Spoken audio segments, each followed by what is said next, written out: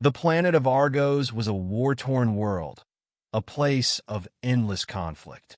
For centuries, it had been at the mercy of its own endless battles, two factions vying for power, control, and dominance. In the aftermath of every skirmish, the bloodshed lingered like an unshakable cloud, and those who survived the horrors of war knew all too well that peace was a luxury no one could afford. For them, survival was all that mattered. Adrian Hart had never intended to become involved in such a conflict. A skilled ex-soldier turned mercenary, he had chosen to live quietly on the fringes of the galaxy, accepting low-profile jobs to make ends meet. But that all changed when he found himself on Argos, hired to provide security for a convoy of traders who needed to move through the war-torn planet to sell their goods. It was supposed to be a simple task: protect the convoy, collect his payment, and leave. Nothing more. But as fate would have it, Adrian's quiet life was about to be shattered. The convoy had barely made it halfway across the landscape when the ambush occurred. The ground shook as explosions rang out in the distance. The sky, once a dull shade of gray, darkened as enemy fighters roared overhead, dropping bombs that lit up the horizon. The convoy's defense was quickly overwhelmed, and before Adrian knew it, the peaceful world he had imagined was transformed into a chaotic battlefield. His instincts kicked in. The years of training he'd tried to leave behind surged to the forefront of his mind. Adrian fought his way through the streets of the ruined city, using every ounce of skill and precision he had honed over the years. He moved quickly and decisively, taking down enemies with calculated shots, providing cover for the traders and civilians who had been caught in the conflict. His mind was sharp, focused on one goal: survival. But as the battle raged on, Adrian found himself drawn to the sound of a woman's voice, crying out in distress. It wasn't the first time he'd heard a scream in battle, but something about this one called to him. He spun around, eyes scanning the area, his gun raised as he assessed the situation. Through the haze of smoke and debris, he saw her, a woman surrounded by a group of heavily armed soldiers, her clothes torn and her body covered in dirt. She was struggling, attempting to defend herself against the oncoming threat, but it was clear that she was no match for the soldiers. Without thinking, Adrian rushed forward. His feet carried him swiftly through the chaos, weaving through fallen bodies and wreckage. As he reached the group, he tackled the nearest soldier to the ground, knocking him unconscious with a swift strike. He then turned his attention to the remaining soldiers, neutralizing them with precision, one by one, until the immediate threat was no more. The woman, still trembling with fear, looked up at him. Her eyes were wide, filled with a mixture of gratitude and awe. She was beautiful, but it wasn't just her appearance that captivated him. It was the strength in her gaze, the sense of purpose that seemed to radiate from her. "You're safe now," Adrian said, breathing heavily, wiping the sweat from his forehead. He had never expected to find himself in such a situation, but as he stood over her, adrenaline pumping through his veins, he knew he had done what was needed. The woman nodded, but instead of words of thanks, she said simply, "You don't know who I am, do you?" Adrian raised an eyebrow. "Should I?" Her eyes glimmered with a mixture of sadness and determination. "I am Queen Lyra of the Vorth people.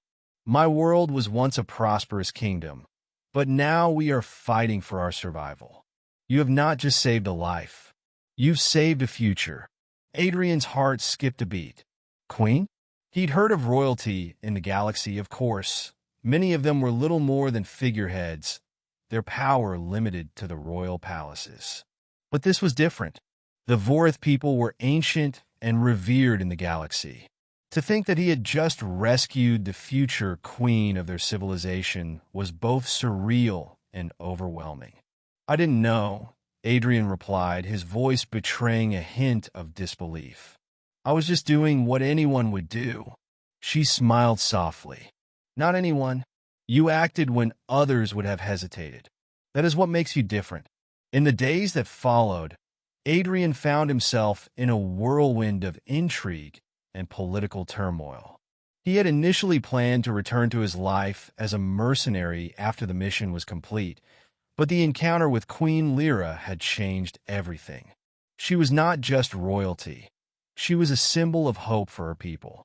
Her family had been killed in an assassination attempt by the opposing faction, and now, as the last surviving member of the royal family, she was in hiding, attempting to rally support and restore her kingdom.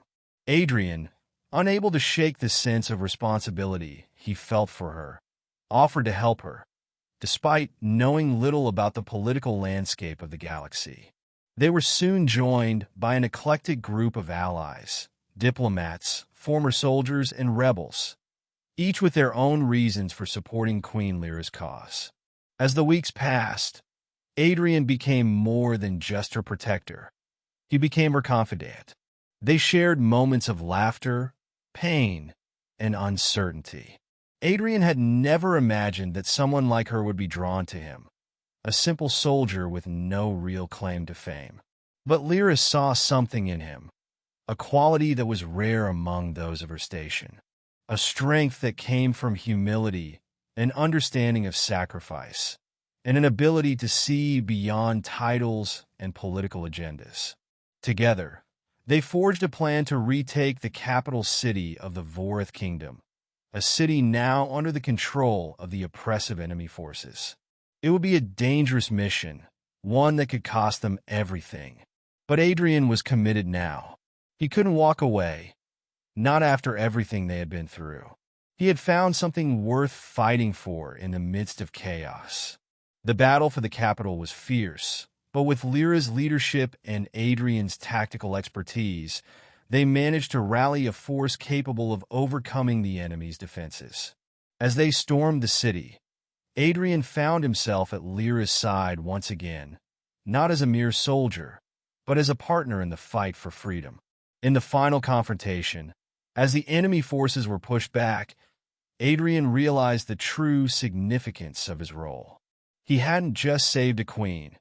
He had given her the chance to reclaim her throne, to restore peace to her people, and to reignite the hope that had been lost in the wake of her family's assassination.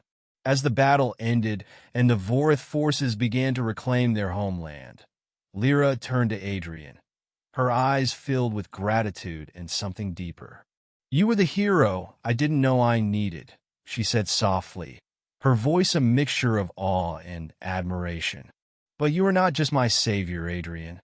You are the man who saved my future. And for that, I will never forget you." Adrian looked into her eyes, his heart swelling with emotion. He had never intended for any of this to happen, but in saving her, he had found something even more profound, a purpose that transcended war, a bond that was forged not through bloodshed, but through mutual respect and understanding. "I didn't know what I was getting into," Adrian said, his voice low, "but I'm glad I was here. To see you rise again, to see your people stand strong." Lyra smiled. "We will rebuild, together." And as they stood there, side by side, amidst the ruins of the battle, Adrian knew that his life would never be the same.